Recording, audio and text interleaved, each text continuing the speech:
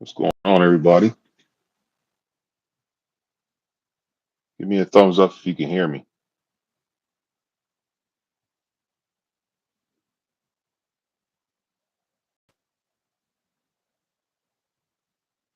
Can you guys hear me?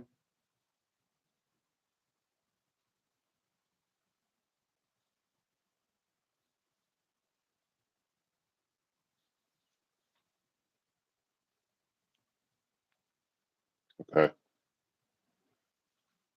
Dave. Dave, can you What? hear me? Yeah. Can you hear me? All right. Yeah, I can hear you. All right. Okay.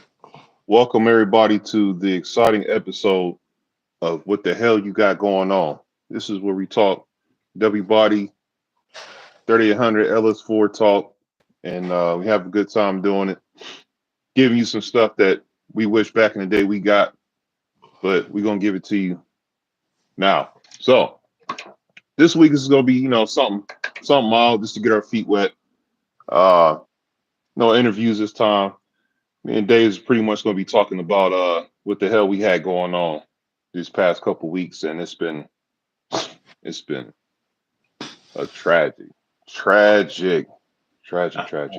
So we'll start off with Mr. Dave himself. What the hell you Yeah. had going on?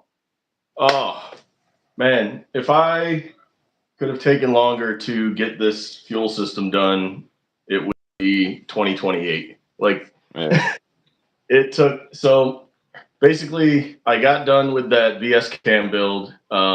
It came back for a leaky oil pressure sender, which was aftermarket. I just swapped it out for a spare stock one I had laying around. And then I just finished finding it had like one of those Chinese map sensors on it. So I found the original one off my old GTP and put that on there because I needed the old style brick one instead of the newer L32 style one. So swap those. That seems to be fine. He's going to take it back tonight and drive it for a little while, see how it goes. But on Bad Grandpa, I was doing a full AN-8 PTFE fuel line system and upgrading the rewire harness from a 10 gauge Racetronics one to just basically it's being wired with 4 gauge all the way to the back and then running 10 gauge just in the trunk from the relay to the pump. So zero voltage amperage current issues going forward with that big Deechworks 400 that was already supplying me plenty of fuel, but I think it was getting taxed too much trying to get 20 amps or so through that 10 gauge wire all the way to the back. Mm-hmm. Running all that, I probably got $1,000 into this whole fuel system overhaul, and that's after spending a bunch already last year on the pump and injectors. So this stuff gets expensive if you want to do it clean. Like you can do it quick and dirty. you can slap a bigger pump in there. You could slap some injectors in it and just send it. And plenty of people have done that. But if you're going to try and drive it for years and years afterwards without having junk sent through your injectors, through your filter, through your engine, you need to really run the right stuff. And that's kind of why I'm spending so long. And that's what delayed us from being able to go to the dyno last weekend. Like I had 2 weeks off of work trying to just do this stuff, kind of decompress, and trying to hustle on this thing and decompress did not sync up. So I basically slowed down once we made the decision after your car did the thing that you're going to talk about. And we're like, hey, let's slow down, take a little bit of our own advice, and do it right the first time. Take our time and really just do what we know we want to do to these things properly. So if you Man. want to get into your famous, Oh my goodness. Um, where should I start? So, I've been trying to get the fleet together to get them ready for the dyno. Carnage yeah, was good. Sindel was good. So I was doing pretty much a full out turbo build on the pill machine. And then I had some stuff that had to get figured out on Hellboy. So pill machine, long story short, end up having fuel issues and stuff. And then we upgraded to the 1,000 cc's. And then once we did that, then the torque converter went out. Then I got the torque converter fixed. And then the math harness decided to leave the chat. and caused the car to run lean. I was an hour and a half from home, and it was popping and banging on the way home. Of course, popping and banging is detonation, and it was some matters I couldn't help it because it was like hilly roads I was going up, and I couldn't give it no more than quarter throttle, and it started doing it. So I think at that point it was already hurt. And then once me and Dave was diagnosing the car, and we figured out that the math wasn't reading and that the harness was fucked up, and we fixed it. I was literally on the phone with Dave. I'm like, dude, it's running good as hell. And I hit the corner. I was like, oh. And he was like, what happened? I'm like, yeah, it just blew up.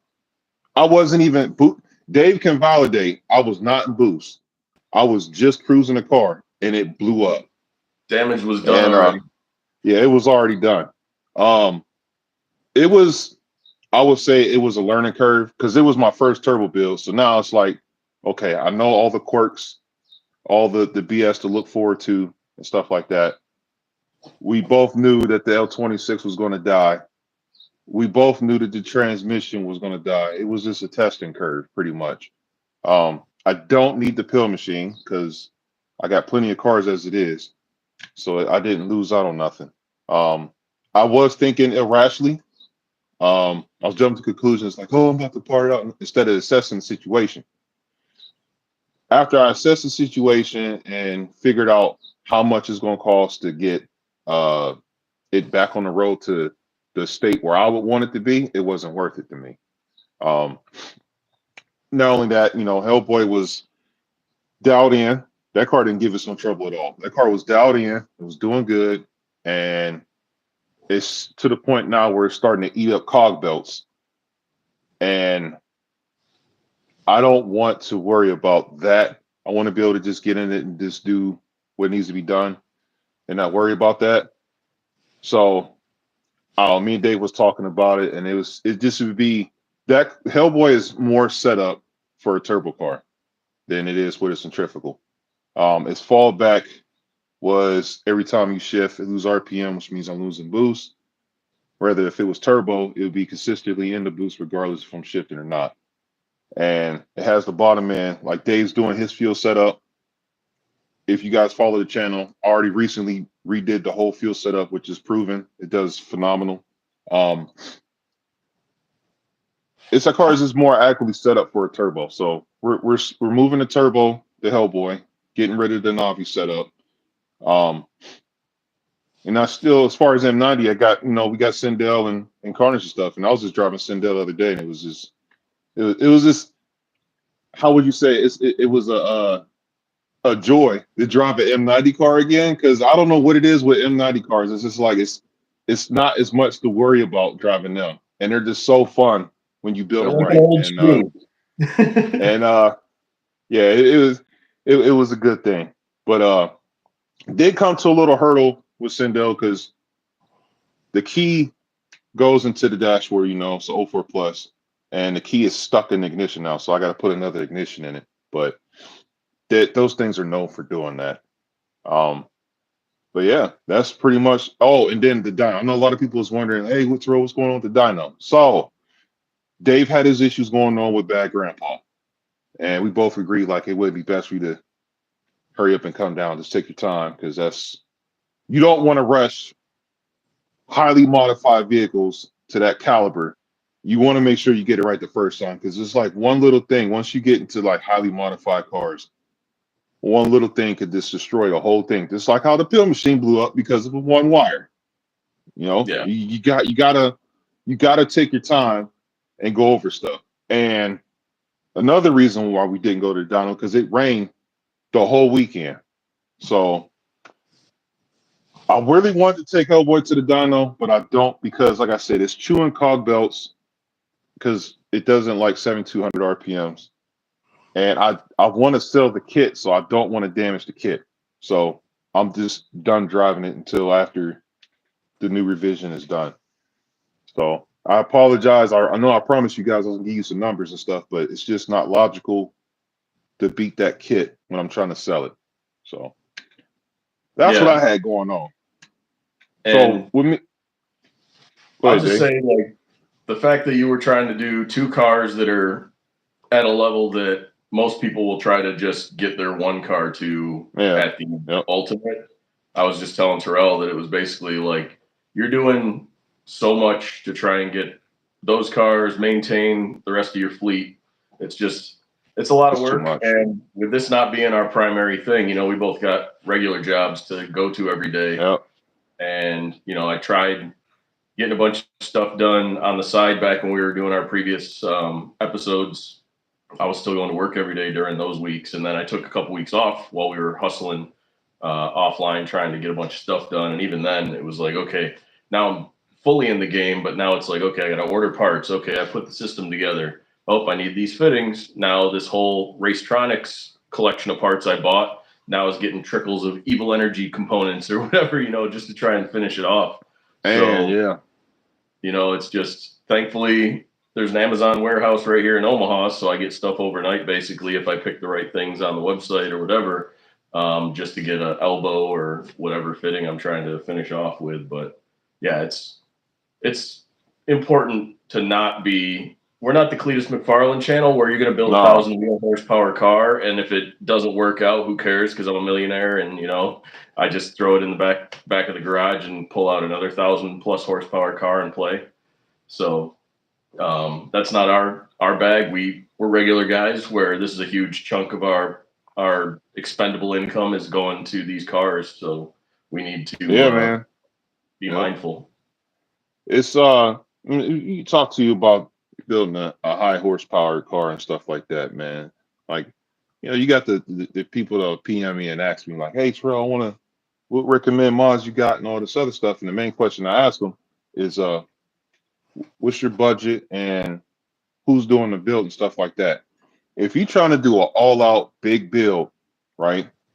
If you don't know how to do the hands-on, I would highly not recommend you doing that because stuff's going to go wrong and you're going to want to go to the shop and they might be busy and your car be sitting for like an hour, or not an hour, but like a few months, maybe a year before they can get to it. And then you're all mad because you think that shop messed up the car, but it's just part of the game of having a highly modified car.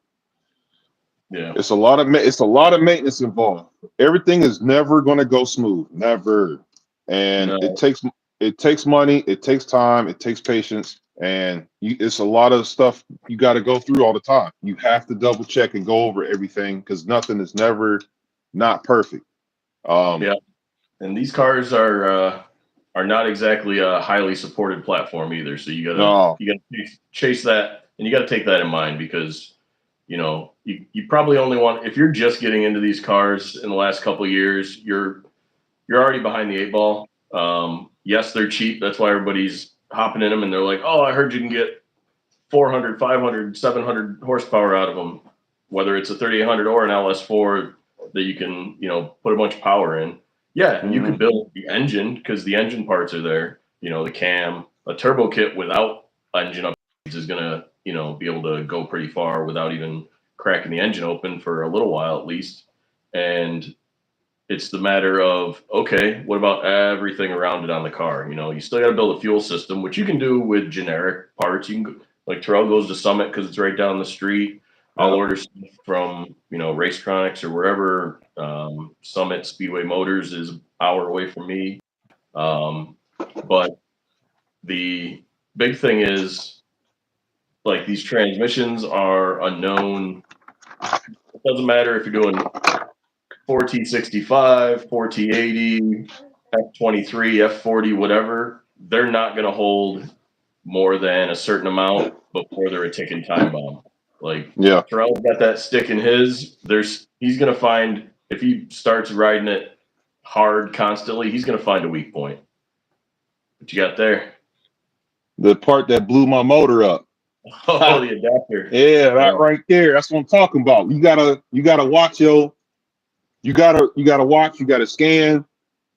It's this little dumb shit like this that could cause you to lose a motor.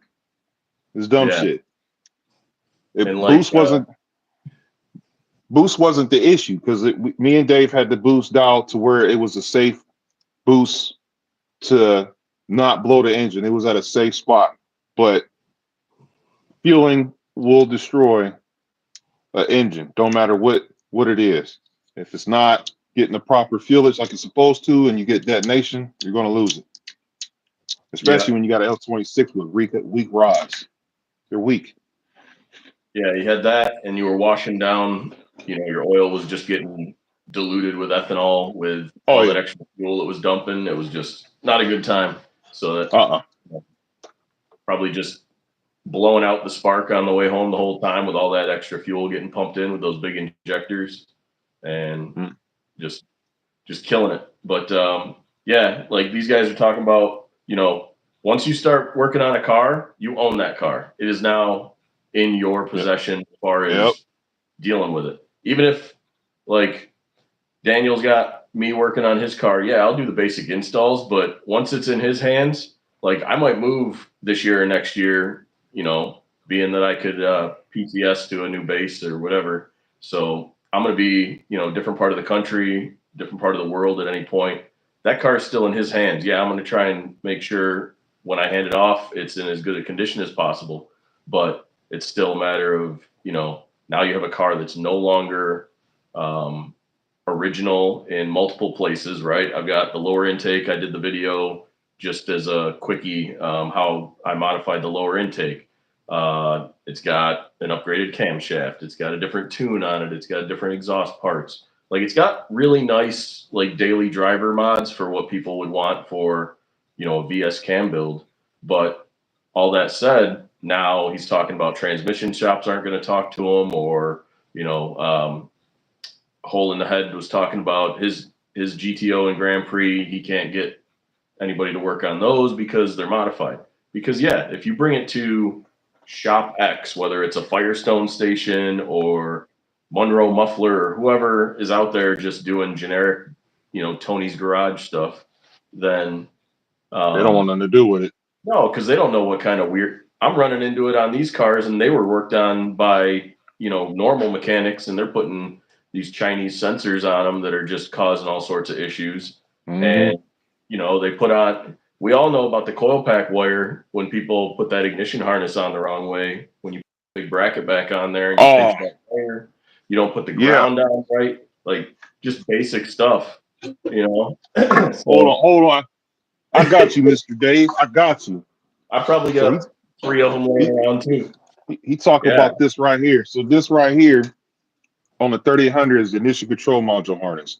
Now, a lot of people be like, hey, man, I'm getting the misfire, and I changed the crank sensor, I changed the ignition control module, spark plugs, yada, yada, yada, right? And it's still misfiring. So the problem is, okay, you got this ground rod right here. This part of the harness, a lot of people, when they put the coil pack bracket back on, it gets pinched up against the block, and it causes a short. And when that happens, you end up getting a misfire. So I'll say about 75% of the time, if you did all that and it's still misfiring, it's this harness right here is damaged. You need to chase to see why it is a short somewhere. Grab the old trusty multi-tester.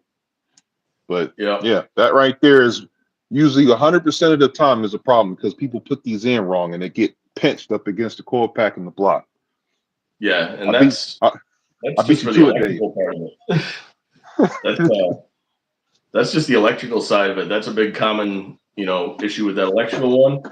Yeah. And then as far as misfires, like, if you got a leak anywhere, EGR pipe, exhaust gaskets, ignition, intake manifold, like, all that stuff is going to maybe throw a code, maybe not throw a code. But unless you're diving in there, finding out that the MAP or MAF reading is off, or the idle valve reading is off, or the oxygen sensor reading is off, and the fuel trims are off, if you're not looking at all that, like, these cars are run by computers. They'll tell you what's going on, but you need to be able to read the Rosetta Stone language of what it's telling you and putting all those pieces together. And, Mechanic X isn't going to have the time to learn that on every car under the sun. And even a dealership mechanic, they have a very standardized path that they're going to go through. And each one of those steps costs hundreds or thousands of dollars to do. Replace the sensor first, replace the harness, and they're going to replace the harness if they go crazy on this. Yeah. Replacement. They're going to check pins on the computer. They're going to go through tons of stuff that's going to cost tons of money, because that's just how they cookie cutter built that back in the day when they produced these things 25, 30 years ago. They had to, do a very structured troubleshooting pathway until we got them in our hands. And thankfully, during the forum days when we were brought up, like all that knowledge accumulated and kind of worked its way up in the FAQs and the stickies on the forums and kind of sat at the top.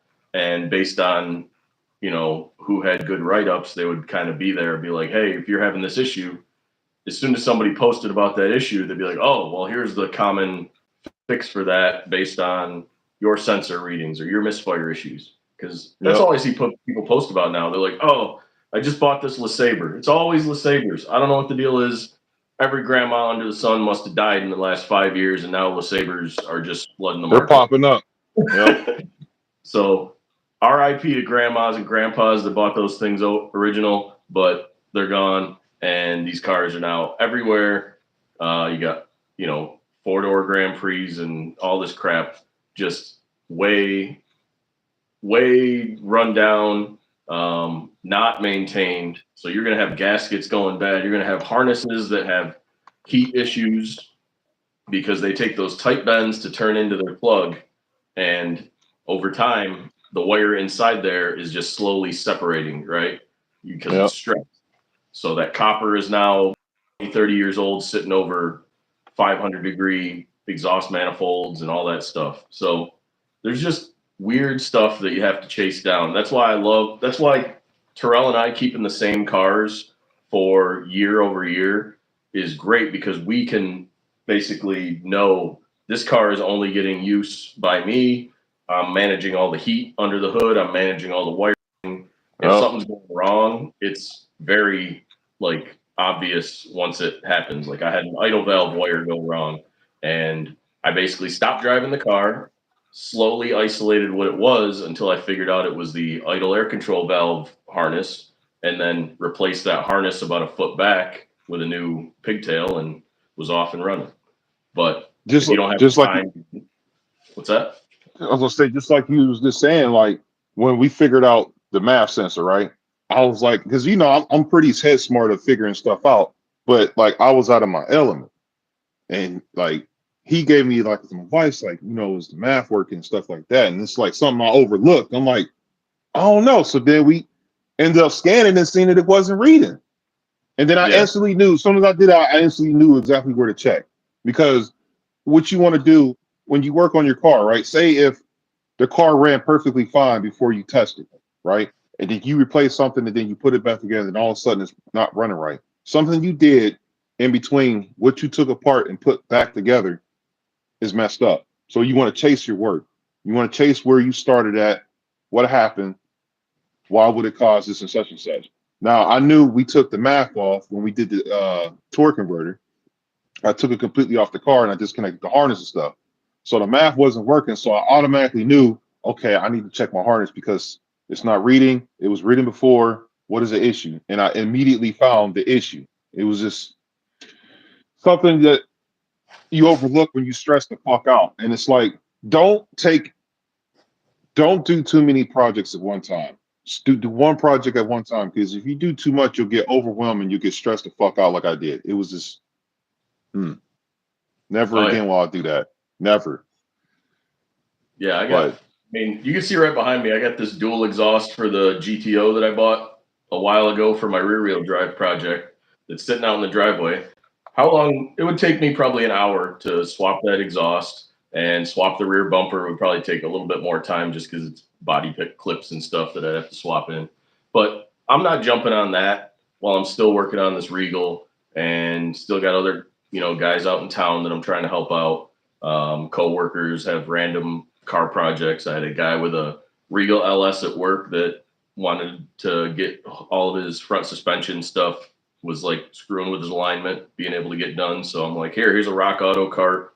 I just built it for him and email it out to him so that he could do all the purchasing himself. And then I said, cool, we'll find a weekend and we'll go through it. But I'm like, let me get this done. Let me focus on this, because if I start jumping between projects, you'll get a bunch of stuff halfway done and none of it will ever get to the finish line.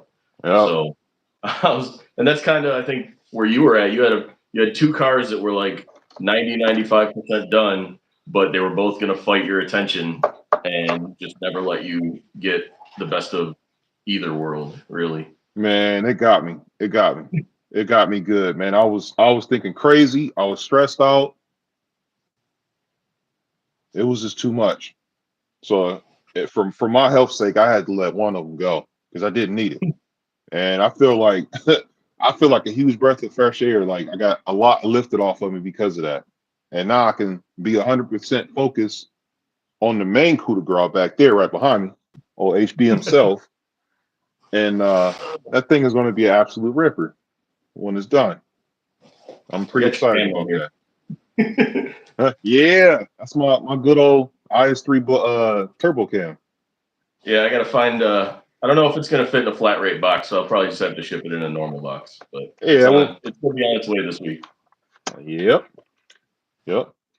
I got a bunch of So people bugging me about the IS4 cam. I'm like, well, I got mine in my box over here too. That ain't going ah, nowhere. yeah, ah. But Yeah. yeah, man, it's just something sweet this week. You know, we just wanted to let you guys know what the hell we had going on, which was a hell of a lot of stressed out moments, and for the type of level that the builds are, you know, we got to take real thorough attention to what we're doing because it's real crucial, especially when it comes to tuning. Because once you get to the tuning part, that's the worst part of the build. Yeah. It's a lot that you And gotta. Go ahead, Dave. and when you plug in, like if you don't have everything right, that's when it's gonna start fighting you, right? Oh yeah, I yep. was just gonna take them for a walk around and just show the craziness I got going on under the hood on this thing right now. Just like fuel system galore over here. You know, just Mm-hmm. it's all black, so you can't quite tell. You know, I got the regulator going on over here. So just this car, it's very subtle because everything's under the hood and everything's kind of, you know, subdued. But like I got all this wire and harness working pieces here. You know, I got a relay kit. I got 4-gauge wire. I got new crimp tools. You know, the big crimp players and everything. Terminal connectors. I got all this stuff, and that's kind of what it takes to, you know, you got to have the tools, you got to have the time, you got to have the attention, everything like that. It's a lot Um, involved. It is a lot it's, involved. if you want to do it right, you know, if you want to make sure that you're not going to have issues with voltage, with fuel flow, and then your sensors are in good condition, like you gotta go slow to go fast. Like Yeah, people say that yeah. all the time about everything, right? Even at work, Mm-hmm. if you're assembling something, go slow to go fast. If you're Yep. trying to get out of a burning airplane, you know, take your time, go slow to go fast. Like take your time, but hurry up, you know, type of stuff. Man, I did So my fuel system. That shit gave me a migraine between the wiring that had to be involved, all the AN lines that you thought you all had, and then you get to a bump and you like, damn, I gotta order this. And then like you get to one spot, like you thought it was gonna work, but it's not gonna work. So now you got to reevaluate and think of how you could go about it. But in the long run, once it's all done, it's so worth it because you got ultimate fuel pressure. Your injectors is happy. The fuel pumps is not overworking themselves. It's like everything is working equally, and it's not overworking, and it's giving you what the motor wants. And you can just do, and the motor's happy. It'll do what you want it to do when you get to that yeah, point. That's why Hellboy is just like laughing at me at 7,200 RPMs. It's like, this all you got? Because it's getting all the fuel that it wants. It's got the math that it wants. It's got everything that it wants. And it was just the best thing. And then Dave, like his setup, his turbo is going to be, his turbo setup is just ignorant. Y'all ain't even seen it yet. Just let him cook. Y'all gonna see it. Y'all gonna yeah. see it. I wanted to kind of get it ready to go to the track this weekend. I was gonna go last weekend, which would have been cool because that's when Beater Bomb and KC Mack were out at I-29 over here, just outside Omaha. Two of the big like no prep racers, and I would have just been testing tuning in between their rounds. But because I do like I'm not even close to on their level, you know, with a guy with you know maybe 600 horse or whatever the hell this thing's got. But you know those guys are in the multiple thousands of horsepower. But it's cool to see them and then you know still do your thing with something I'm driving home in and can drive to work every day without concerning myself, because it's going to be assembled in basically a durable manner and a reliable manner once it's done. Yep. Well, that's kind of the idea, is like, if we're building, daily driving street cars, then make sure they're daily drivable. And that's where you have to pay attention. Just like when I've been watching Matt Sanford and his tuning of a lot of trucks and stuff. And because he does tons of HP tuners videos, and like he dials them in, making sure that they're good to drive around on the street. Everything from idle to cruise to decel, and then obviously the acceleration and the power enrichment. When you're wide open, that's obviously the icing on the cake. But you want to make sure you're driving around and it's comfortable. So that's what we're. Yep. And he does a cool thing which made me like him, where he gets a car or a truck in, and then he'll immediately put it on the lift on the way onto his dyno rollers and just lift it up and look underneath. He'll be like, oh, this guy's, tie rod ends are all jacked up, or his U-joints, or he's got a leak on his transmission, or like all this stuff that might not even be safe to go drive on the street on. And he's like, hey, and that's what you'll run into. Like, if Terrell or I ever did the shop thing, that's the kind of thing we'd start having to run into, is telling people, hey, like, this is what's screwed up with your car before you can even drive it, let alone mod it. Like, safety is number one on that. Like the whole saying, like I got a saying where I always say, humble be tuna. I got a can of humble be tuna with the whole torque converter deal. Now I was thinking like, damn, why if this was a customer car? And it was like, yeah, I want you to put this converter in. I put the converter in, and then their car started misfiring like the pill machine did. And I blew their motor. Now I got to buy them a motor because of one stupid harness that I overlooked, that I had no idea that was a problem. And that's the stuff you got to think about when you're trying to open a shop, man. And and that type of thing makes you look bad too, because it's like they look at you like, oh man, you supposed to be the guru and stuff like that, and you making mistakes like that. I never expect that. That just goes to show that even if you think I'm a guru, I make mistakes too. And like I said, I had Dave I was out of my element. I was thinking crazy. And Dave put me in my place like, man, you better than that. What is you doing? Don't worry. You were my spirit animal. And I was like, all right, he's the one in the bad mood right now. I'll be the guy in the good mood at the moment, because I know with how long it was taking me to do my stuff, I was right behind you and going into bad moodsville. Mm-hmm. Yep, it happens, man. But I mean, it's cool to have people on your side, to keep you going and stuff like that. And Dave always got my back. I got his back. It's just what we do. And you're basically my motivator, because I would be not even this far along on my cars if I didn't say, oh, I got, Terrell's over there. He's looking forward to seeing my car eventually, and we get to go to events together and stuff. If I don't get this thing, to where it could be reliable and ready to go, then I'm not going to get to enjoy hanging out and stuff like that. So that's kind of my motivation, is especially if I end up moving out your way at some point and we're able to kind of like pick up every couple weekends and go to car shows, go to races. It was funny yesterday. So you guys know I got Sindel back at the house, and I was talking to Dave. I'm like, yeah, man, I just got Sindel done. He was like, what? You done already? I'm like, yeah, I had that done in a couple hours. I had to changing the I put the coilovers on her and O2 sensor, and what else did I do? Changed her belt, and I swapped the radio out in her car and redid her gauges and stuff. Knocked that out the part. That's easy work. Man, that was back like when I was in my mid-20s, and we were doing transmission swaps in an afternoon at my house in Minnesota with a couple of my old roommates that were 3800 guys. Like, we used to just hang the motor, drop the trans and cradle, put the new one back in there, bolt it all back up, and be on the road, get it in on a Friday night, be driving it by Saturday or Sunday. I'm hoping I have my turbo build done here within a month or so, but it all depends. I got everything getting sear coated and powder coated, and I got my bougie bag too. Should I show them the bougie bag? Yeah, go for it. The bougie stuff, man. I don't know if y'all know about this company. It's called Funk. This damn turbo blanket was damn near $200, but I had to get it though because it's black, it's carbon fiber. Had to get it. And then we had to get our little snuggle bunny blankets too.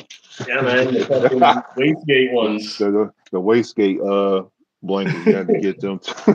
Yeah, had to I get them think I too. came across, I don't know, an ad on Amazon or something. I'm like, what is a wastegate turbo blanket type of thing? I was like, let's get these.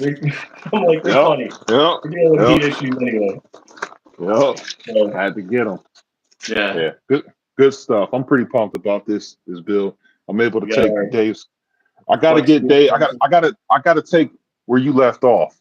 You left off at what was it, 11.4 with that kit? Yeah, I was going between 11.4 and 11.6 is where I was consistently running it back in 09 or 10, and anywhere between like 122 and almost 126 through the traps in the quarter. So it was going pretty good, and that was only with like 1.8, 60 foots. I wasn't really even launching it good back then. I was still like chicken footing, rolling out like an M90 car because I wasn't used to slicks or anything. So. Hey, hole in the head garage said he'll be buying those turbo. Definitely get those turbo blankets. These things are insane. They're thick. So I'm gonna show them. Hold up. I gotta show the people, Dave. I gotta show the people.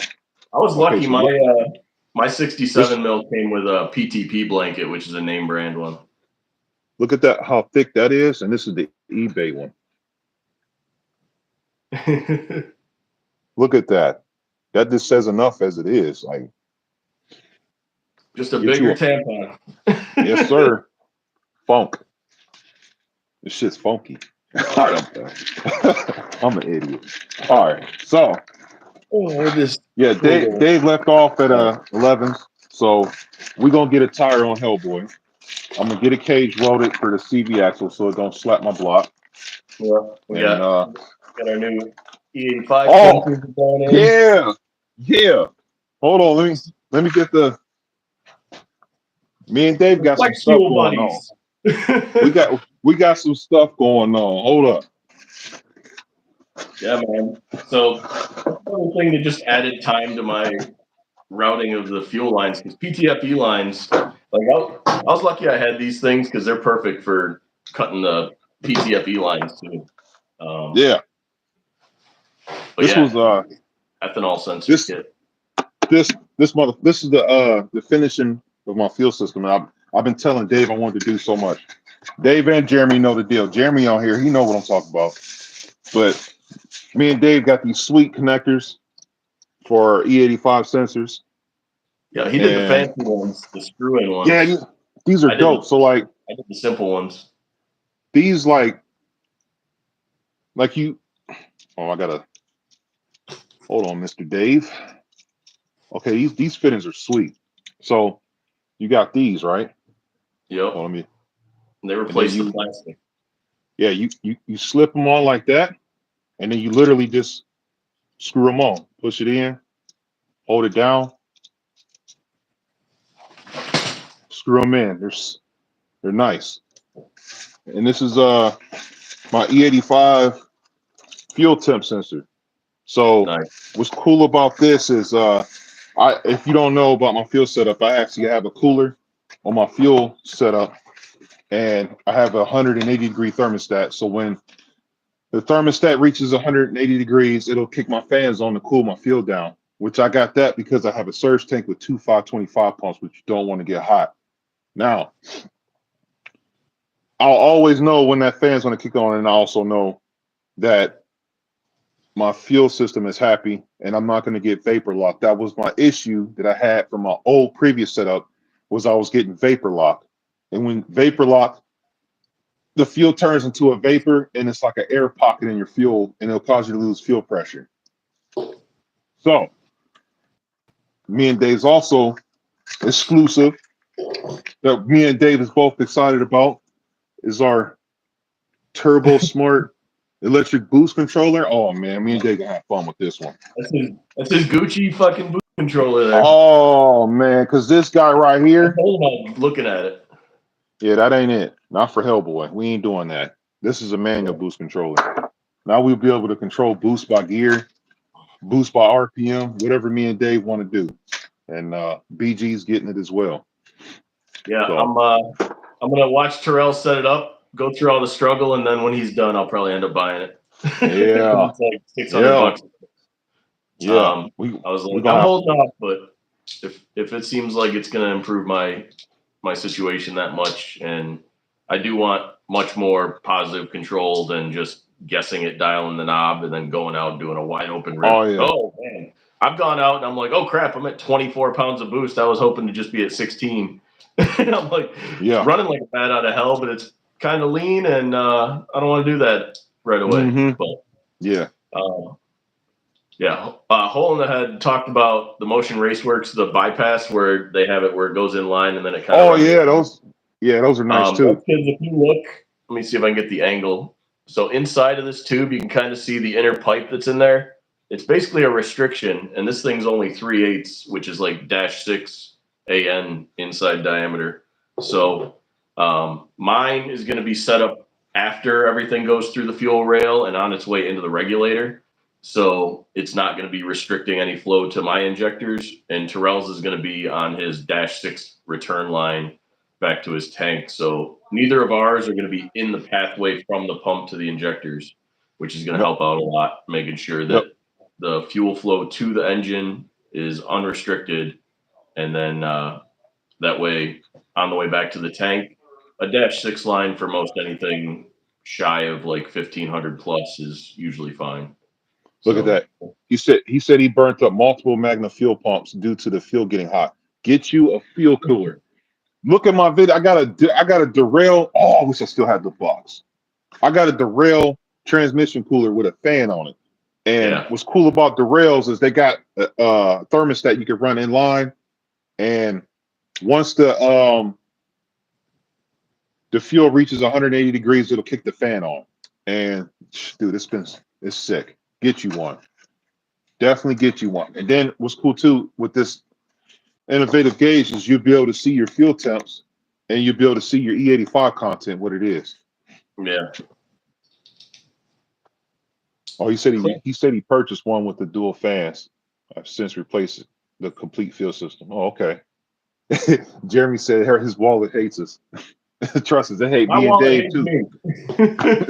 It hates both of us. But Oh man. yeah, man. Exciting stuff. Exciting stuff, man. We just trying to do race car things. And I had a race car and I was like, you know what, I need to use it. Actually, it's Dave's fault. He was like, just put the turbo on Hellboy where it belongs. So I'm like, fuck, all right. All Yeah, right. I mean, and same thing with me. Like I got this block that's basically got the same components as your built block, just sitting over here on the engine stand doing nothing. And it's meant to go if I do the GTO swap, but like that's gonna take at least a year or two to make happen. So I'm like, I've got this car that's already running really good, and I'm like, it would take it from 8.5 to 1 to almost 10 to 1. So I'm gaining a 1.5 of compression there, which still isn't crazy because that's kind of the baseline where all the turbo LS guys usually start off at. So it's Yeah. not even like it's high compression in the grand scheme of things.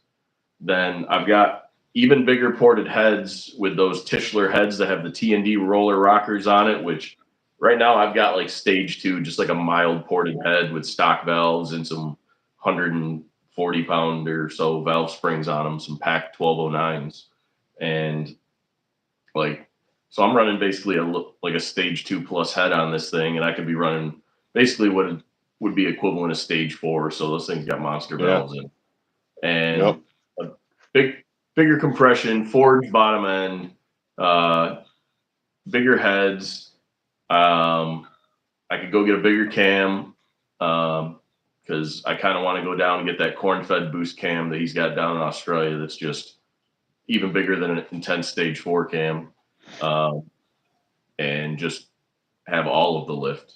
I'd probably have to Yep. check piston. I'll probably talk to the guy. He makes some videos. Definitely check him out. He's got some cool builds going for the past 10 years or so. That's that sedan, right? That 1100 horsepower sedan.